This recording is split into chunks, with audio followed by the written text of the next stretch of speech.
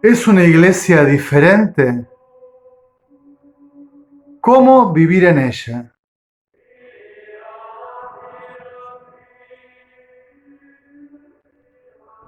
¿Qué preguntas desentonadas parecen estos interrogantes iniciales?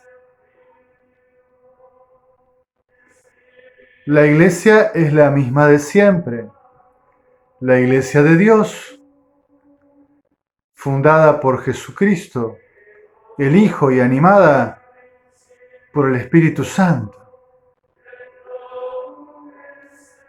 La iglesia a imagen de la Santísima Trinidad.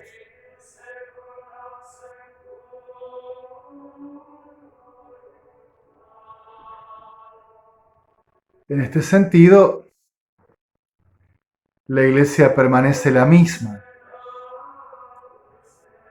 Es proyecto, es obra de Dios. Claro, con nosotros los hombres. Y allí también podríamos recordar, como otras veces, los estados de la iglesia. El estado perfecto, la iglesia celeste, que con la Virgen y los santos, ya en la gloria, expresan en plenitud la identidad de la iglesia. La iglesia que está purificando en camino hacia el cielo, por cuyos miembros rezamos y ofrecemos sufragios de oración, de Eucaristía. Y la iglesia en decisión, por así decirlo. Esta iglesia que peregrina, que es viadora, que está caminando en la historia. Claro, si miráramos la iglesia de un modo reductivo y miráramos solo la historia, nuestra mirada de la iglesia sería harto incompleta e insuficiente. El misterio de la iglesia se ilumina desde su consumación en la gloria. Desde la Virgen y los santos comprendemos bien la vocación de la iglesia en el mundo, en la historia.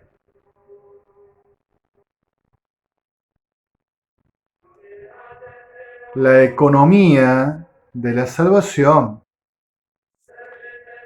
debe mirarse desde el misterio del Dios, creador y redentor.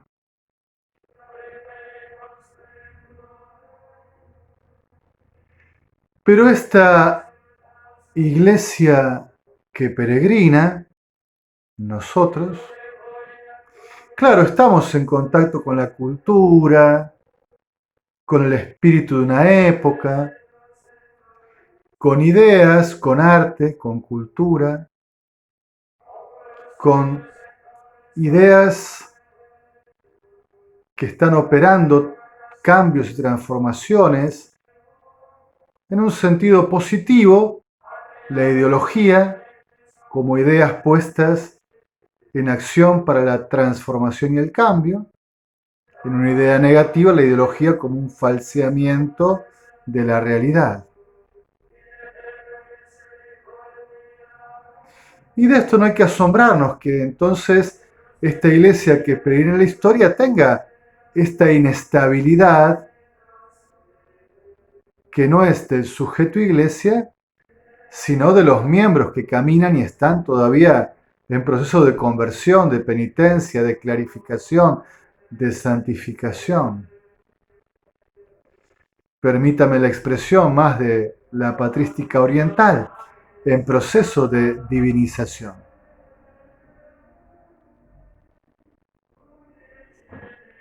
Y entonces en la antigüedad de la historia de la iglesia, las herejías a veces muy famosas, cristológicas por ejemplo, tenían que ver con el contacto con la cultura, con las filosofías, los pensamientos, ciertas modas académicas. No eran personas malintencionadas los herejes. La herejía es un error. En parte algo de verdad tiene, pero está desorientada esa verdad, mal ordenada, mal articulada. Y entonces ya no responde al canon de la fe. Se va fuera del equilibrio y del canon y de la orientación de la fe de la iglesia. Y parte muchas veces estas herejías del diálogo con la cultura del mundo y el espíritu de una época. Como también en ese diálogo con la cultura para anunciar el Evangelio, hay santos con sana doctrina que no equivocan el camino y que pueden expresar el Evangelio de Jesucristo, el mismo ayer que hoy y siempre, de un modo que la cultura y la época puedan comprender sin necesidad de traicionar el Evangelio, de agregarle nada, de quitarle nada. Un buen trabajo misionero y evangelizador. Yo comencé con estas preguntas. ¿Es una iglesia diferente? ¿Y cómo vivir en ella? Porque es verdad que, por ejemplo, mi generación, yo tengo 54 años, parezco más por la barba larga, el pelo y tantas canas, ¿no? Todo blanquecino o blanquigris. Nací en 1969, el año en que llegamos a la luna. Por eso dicen que los de mi año son lunáticos. Lo suscribo. Nacimos después de celebrado el Concilio Vaticano II.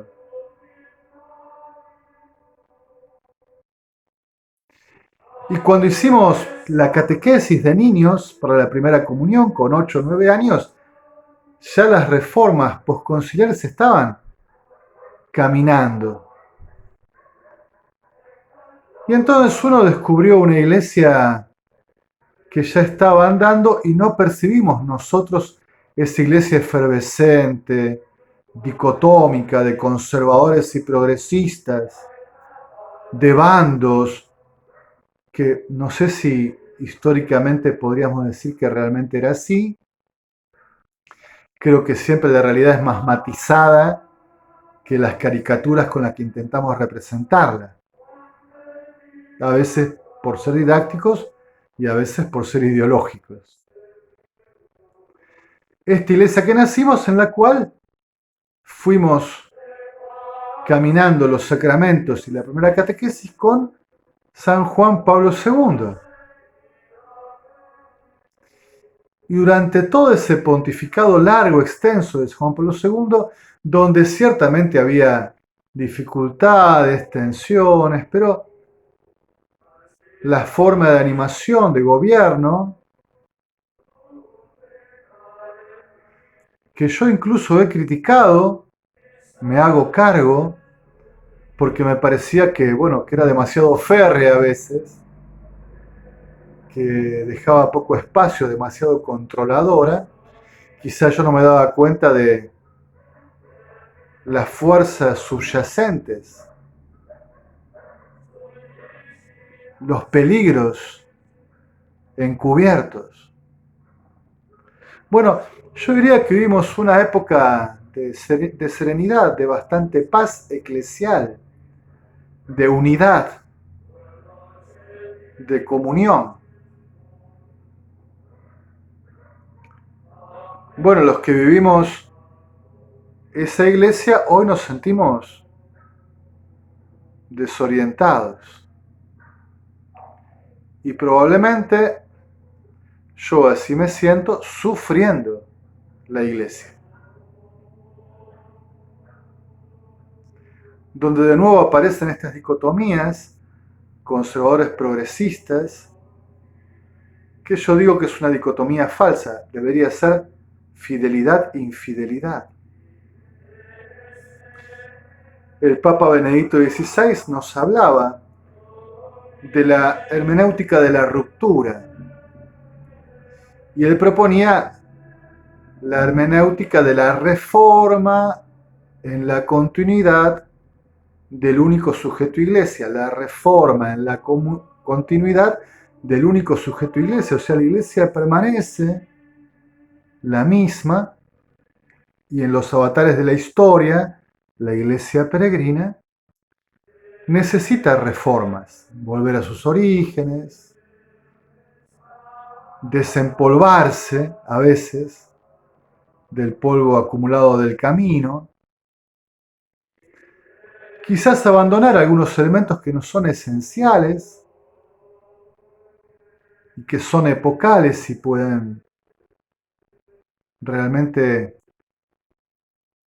cambiar por otros elementos epocales que no afectan lo esencial de la identidad de la iglesia y que son compatibles con la revelación de Dios. Y entonces, en un momento, el filósofo elegido para sustentar la teología era Platón y luego fue Aristóteles. Y hay intentos de que sean otras filosofías. Después veremos qué tan buenos o malos intentos, qué tan compatibles esas bases filosóficas con el Evangelio o no. Pero bueno, estos elementos pueden surgir.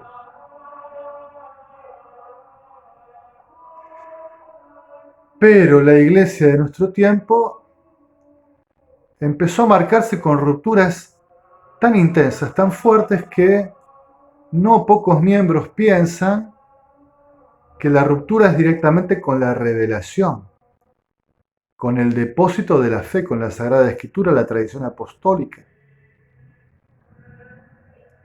Y vemos asombrados como esa posible ruptura con el depósito de la fe viene desde lo alto de los cargos eclesiásticos, en algunas ocasiones, presionados, influenciados, intentando dialogar en exceso con el espíritu de una época, con unas agendas culturales. Bien, no es el momento ahora de tratar este tema. Pero claro, parece una iglesia diferente, no es la iglesia en la cual hemos recibido la catequesis de iniciación cristiana, no es la iglesia en la que hemos aprendido a evangelizar, a misionar, a ser laicos cuando éramos jóvenes. Parece otra iglesia. A muchos de nosotros nos parece una iglesia más diluida en su identidad, más mundana. Y como decía, a veces pareciera traicionar el mismo depósito de la fe o no aplicar bien ese depósito de la fe al diálogo con el mundo. Aplicarlo de un modo restrictivo, quitando, amputando o añadiendo y agregando elementos que no son parte del depósito de la fe. El magisterio mismo de la iglesia a veces parece salirse de los límites de la revelación y pensar que también es magisterio lo que está fuera del límite de la revelación.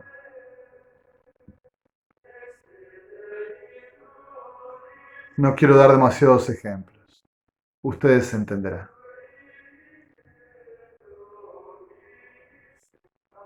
¿Es una iglesia diferente?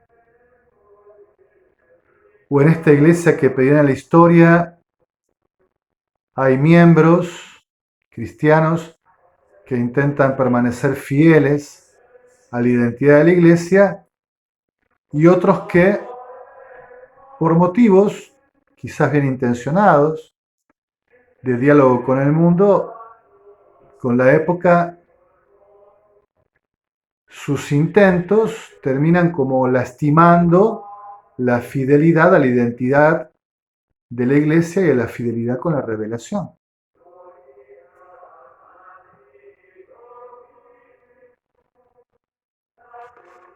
Hace algunos días, quizás un mes, hablando con una persona que acompaño espiritualmente hace un tiempo, me decía que su familia, sus padres concretamente, estaban preocupados porque en la comunidad parroquial donde participaban, la de toda la historia de la vida familiar, la de cercanía, la de proximidad, y también la de afecto y de carisma, el párroco que había llegado en estos momentos, el encargado de la comunidad, había empezado a introducir en la Eucaristía, en las misas, unas palabras, un lenguaje que a la comunidad le parecía que no representaba lo católico. De hecho, por ejemplo, lo que entendí es que en vez de hablar de la Santa Misa o de la Eucaristía, hablaba del servicio litúrgico, lo cual traía como una rémora de reforma protestante, de evangelismo. Y entonces la comunidad parece que le dijo al sacerdote, mirá, esta forma de expresarte suena, no nos suena a nuestros oídos católicos de un modo agradable, no sé cómo se lo han expresado. Aparentemente el sacerdote no insistió en esa forma de expresarse.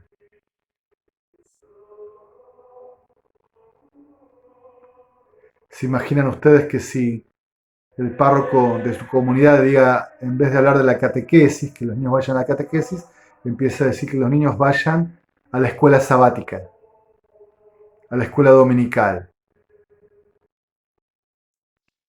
Pero el asunto era bastante intenso, parece. ¿Por qué? Lo que me relataba esta persona es que sus padres y la comunidad estaban pendientes de que no les cambiaran las palabras de la consagración en la Santa Misa, de la consagración del pan y del vino, para que milagrosamente, no hay que olvidarlo, sean esta realidad de Jesucristo, su divinidad, su humanidad, bajo estas especies de pan y vino que permanecen cuando la sustancia, por la transustanciación, ahora es el Señor Jesucristo. Es su cuerpo, es su sangre, su misterio. Y no lo es simbólicamente, no hace las veces de, ¿no? Es Él, en esta dinámica del sacramento.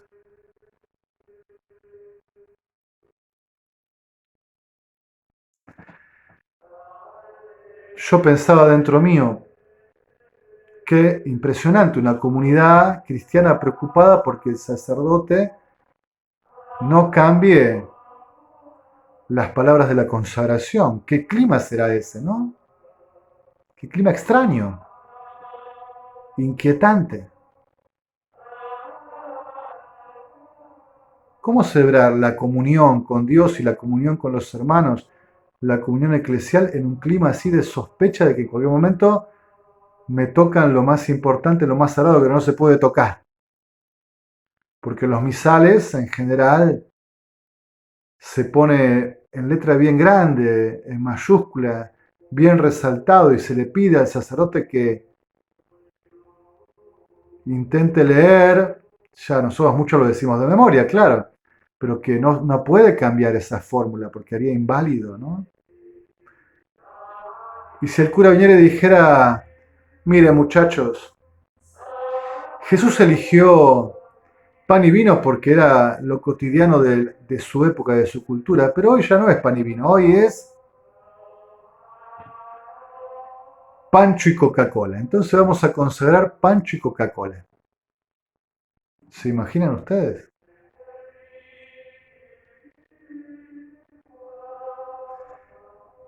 Bien, hoy quizás nos sentimos confusos en una iglesia donde se ha roto como la paz interior.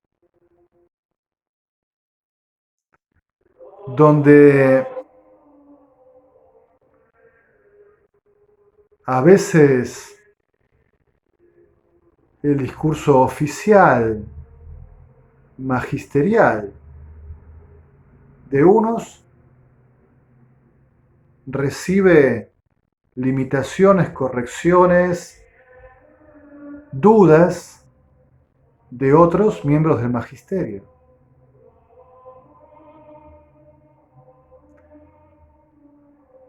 Cardenales que opinan distinto entre sí públicamente, obispos que opinan distinto entre sí, conferencias episcopales.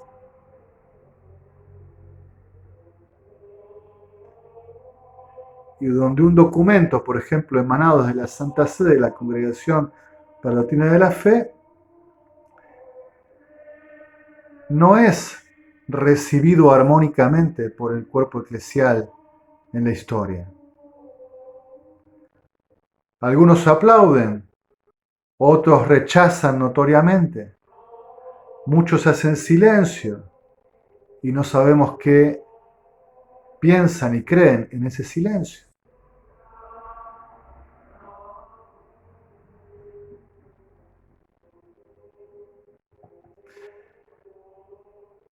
Es la iglesia de siempre, la de Dios, la de Jesucristo, en la cual, sin embargo, pueden haber en la historia miembros pecadores,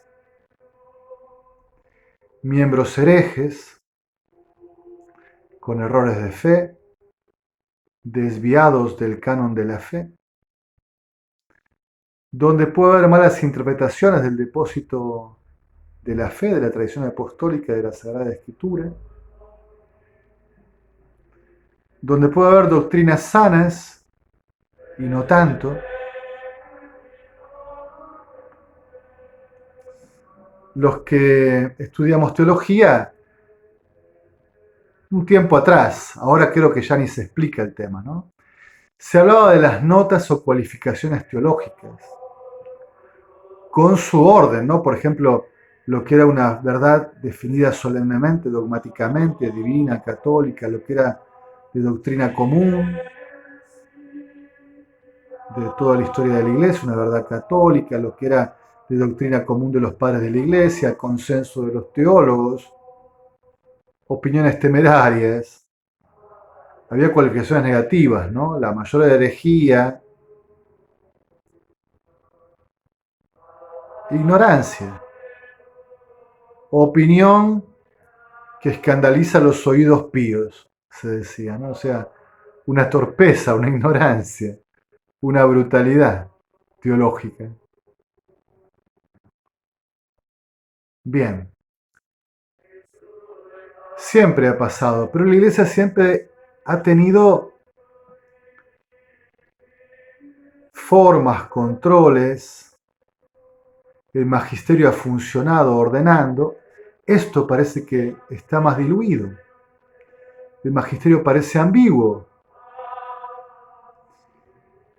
Y una misma persona ejerciendo el magisterio parece que hoy dice una cosa y mañana dice otra.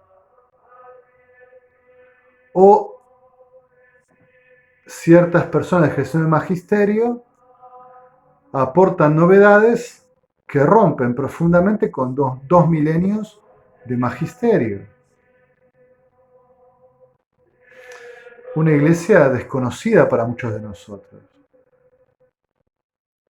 Una iglesia con dudas, donde no hay certezas, donde la verdad queda desdibujada. Siempre la iglesia fue testigo y maestra de la verdad. Pero hoy esto está más difícil de percibir.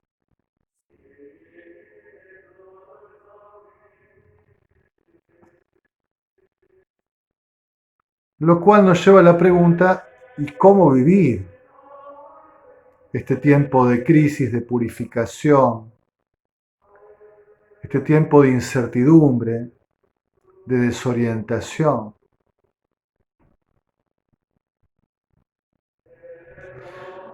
Yo quería darles dos criterios muy simples. Sanidad y santidad.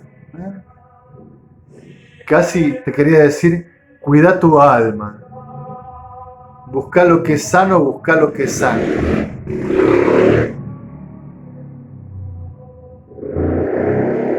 Disculpen al conductor que le gusta hacer sonar fuerte sus escapes. Sanidad y santidad. Hace mucho tiempo yo vengo predicando que hay que volver al ABC. Al principio lo hacía porque me daba cuenta que la profunda falta de formación en general en el pueblo de Dios me exigía decir cosas básicas, simples, los cimientos. No podía intentar remontar el vuelo más alto porque todo era bastante pedestre, simple, básico. Bueno, habrá que volver a repetir las cosas básicas, esenciales, volver a enseñarles. ¿Y a vos qué te propongo? La palabra de Dios. No te compliques demasiado, no hace falta que aprendas el griego, el hebreo. Si podés, si querés, adelante. Que te compres un libro de exégesis para leer, bueno, si es tu gusto, si es tu capacidad, pero la palabra de Dios a lo simple, con recta intención, quiere decir intentando escuchar a Dios. No te mientas, no te engañes, no quieras que la palabra de Dios te justifique. Escuchala con oídos abiertos, con corazón abierto, con mente abierta. Con humildad y pidiéndole al Espíritu Santo que te ayude a escuchar la voz de Dios, la enseñanza de Dios. Volver al magisterio de siempre. Y entonces, ¿qué vas a preferir? ¿Lo que se enseñó durante 2 milenios? ¿O una novedad que en la iglesia de una época, por ejemplo de hoy, no está clara? Porque si la novedad tuviese un consenso total, uno diría, bueno, hay una recepción más o menos pacífica. Se ve que esta novedad no es tan novedosa y está en continuidad con la fe de la iglesia de siempre. Ahora, si la novedad trae tanta disputa, tanta división, uno dice, bueno, prudencialmente sigo haciendo lo que se hizo siempre, no innovar, porque no es esta novedad, no es este que la dice, aunque el que diga la novedad sea el Papa, por ejemplo, sino los papas de toda la historia, la iglesia de toda la historia. Y si la novedad parece romper con la palabra de Dios, con la tradición apostólica, y sigamos como se hizo siempre, como se interpretó siempre. Parece lo más prudente, ¿verdad? Y dejar que esa novedad, bueno, repose. Alguien dijo que podía ser así. Bueno, tranquilo, lo dijiste, se estudiará, pero no innovamos. Vamos a lo seguro, como se dice, ¿no? No hacemos locuras. Somos sensatos, tenemos sentido común.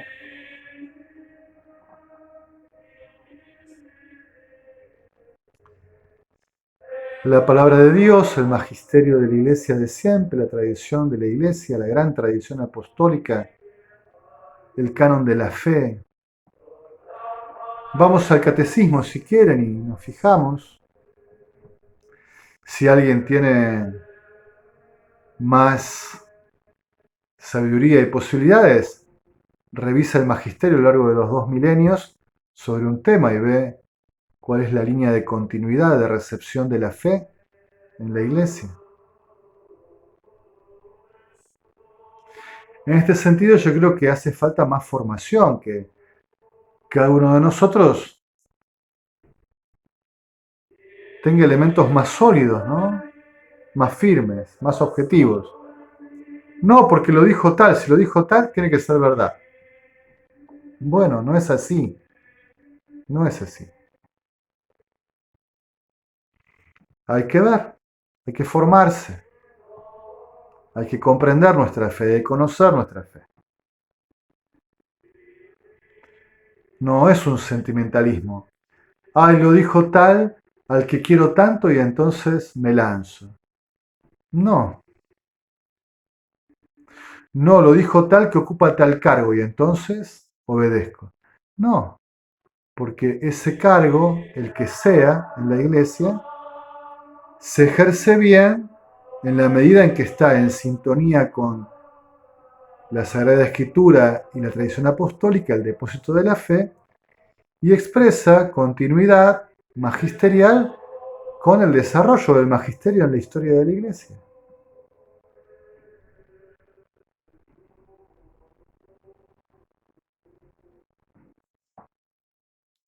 Nosotros tenemos un problema grave. Cuando yo era joven escuché una charla sobre el misterio de la iglesia, en un grupo de jóvenes. Pero después me fui encontrando esta misma mentalidad en laicos, en diáconos, en presbíteros, y no dejo de sorprenderme de seguir encontrando esta forma de presentar la iglesia. Subyace, está en el inconsciente cultural de esta iglesia peregrina, parece, ¿no? Se cuenta la historia de la iglesia de esta forma, desde su fundación por Jesucristo hasta el Edicto de Milán, principio del siglo IV, la iglesia primitiva, la iglesia fiel a Dios, la iglesia como Dios quiere, como Dios manda. Allí hay un montón de procesos históricos, pero esa iglesia parece que todo bien. Iglesia clandestina, perseguida, de los mártires, de las catacumbas, de aquello, de lo otro. Desde el Edicto de Milán, que la iglesia se vuelve oficial y después el Imperio Romano la asume como su religión, oficial para el imperio, hasta el Concilio Vaticano II, la iglesia infiel. 17 siglos, 16 y medio. La iglesia infiel que traiciona a la iglesia primitiva, fiel, clandestina, martirial, y se vuelve una religión, no sé, de poderes, de cosas extrañas, pecadora, y de pronto el acontecimiento, el Concilio Vaticano II. Y el Concilio Vaticano II nos reconecta directamente con la iglesia primitiva de los 3 primeros siglos, deja atrás todos esos 16, 17 siglos de ignominiosa infidelidad a la identidad, retoma la identidad primitiva y vuelve a orientar a la iglesia en su camino.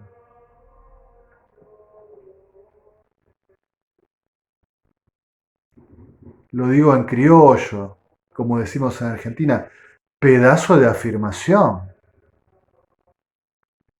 3 siglos de iglesia como Dios quiere y manda, 16, 17 siglos donde la iglesia no fue la que Dios quiere y manda, y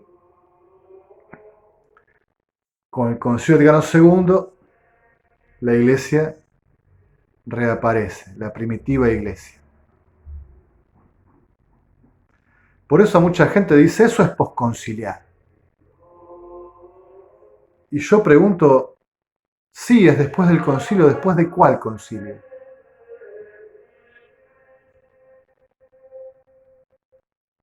Más de una veintena, poco más de concilios ecuménicos. Concilios, sínodos regionales, ¿después de cuál? No, del único, del Vaticano II. Como si ahí empezara la historia de la iglesia. Lo de antes borrado. Ruptura fuerte.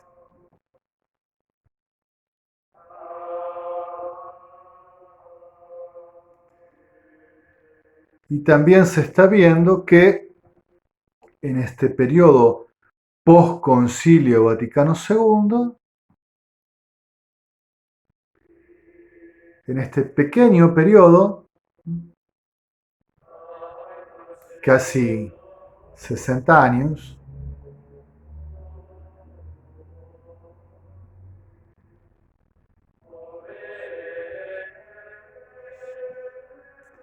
bueno, parece que hubo un periodo de pelea. San Pablo VI, su pontificado, convulsionado, progresistas, conservadores, que un paso adelante, que un paso atrás, que no sé qué historia, difícil. Y después Juan Pablo II y Benedicto en parte, que fueron como un freno al espíritu del concilio. Conservadores, que no permitieron que el concilio se asimilara bien, se recibiera del todo, que pusieron frenos, estorbos. Y ahora con el Papa Francisco parece que reaparece en su pontificado el espíritu del concilio y estamos sacando los frenos, los estorbos para hacer lo que el espíritu del concilio quiso hacer, que en la letra del concilio no está. Cuando uno lee la letra del concilio, lee los documentos y los interpreta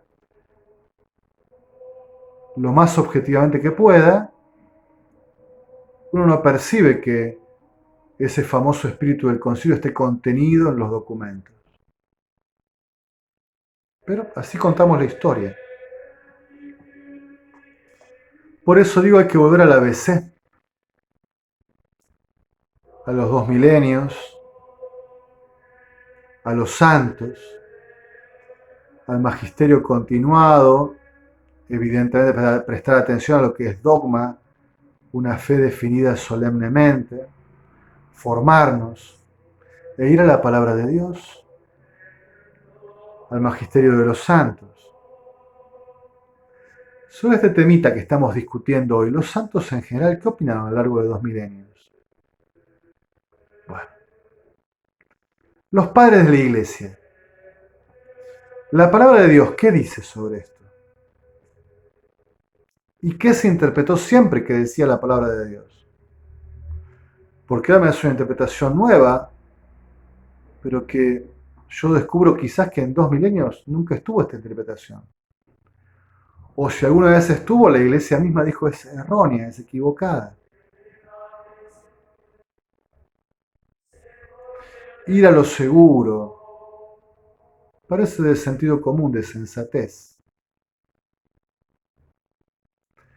Y no engancharse en discusiones y en prácticas raras, inciertas, novedosas. No engancharse si parece que quieren desesperadamente, por motivos desconocidos o no, quizás presumibles, responder al espíritu de la época, a las modas, a las ideologías, a las agendas culturales.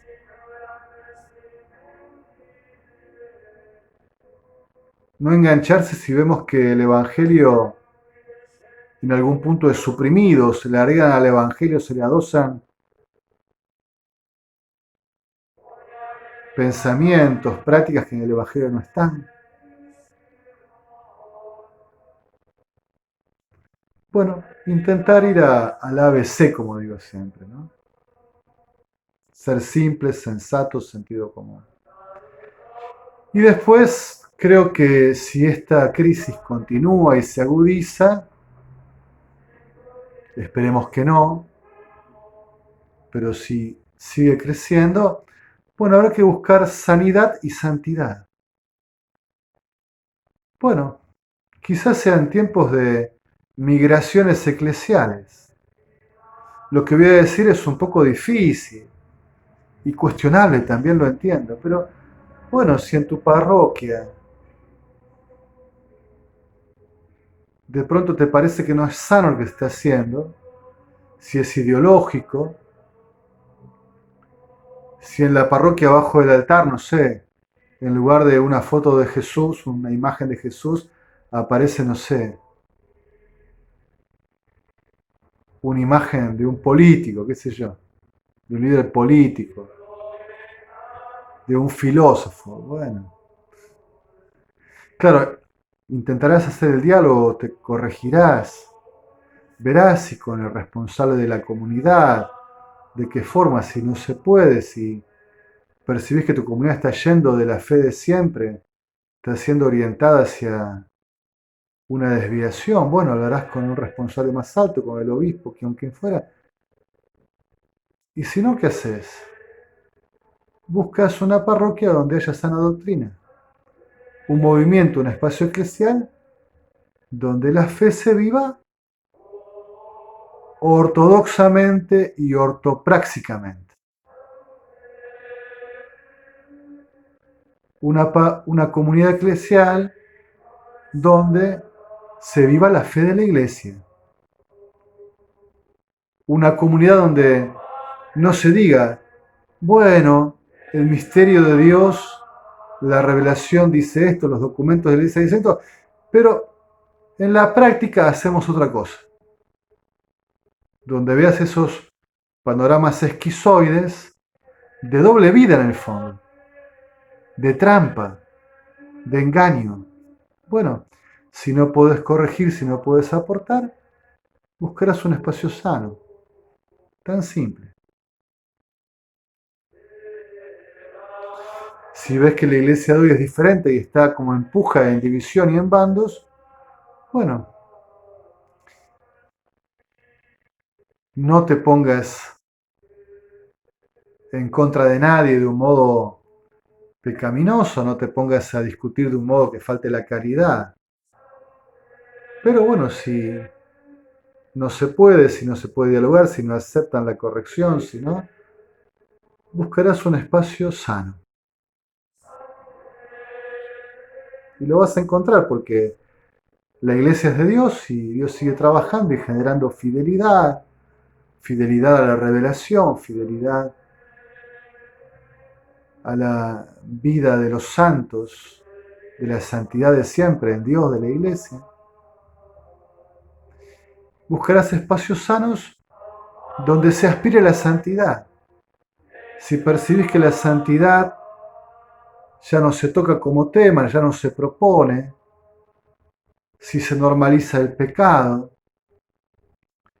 si decae la vida moral, si se degrada o se pierde la vida en el espíritu, bueno, buscarás un espacio donde haya santidad, donde se intente vivir con santidad.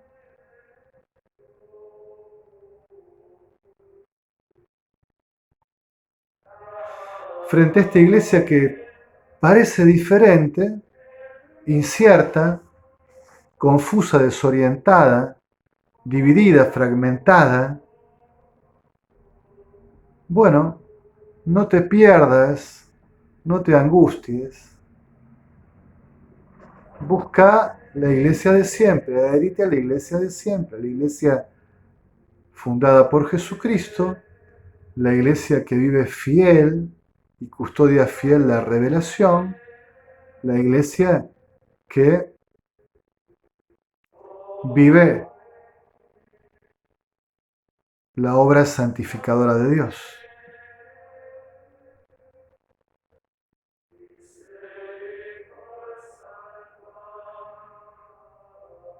A río revuelto ganancia de pescadores, dice un refrán de nuestra cultura, aquí en Argentina. Es decir, cuidado con los ríos revueltos, con las confusiones, porque son ocasión para los avivados, para los malos, para los malintencionados. Y donde hay confusión no hay espíritu de Dios. Donde hay confusión está el tentador detrás, el diablo. Y donde alguien quiere generar ambigüedad y confusión, no podemos decir que Dios esté acompañando eso.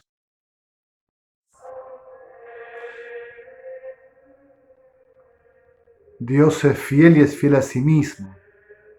No engaña, es veraz. Dios es la verdad que nos hace libres. Le pedimos al Señor, le pedimos a la Virgen María y a todos los santos, a San José, protector de la Iglesia, que ayude a la Iglesia que camina en la historia en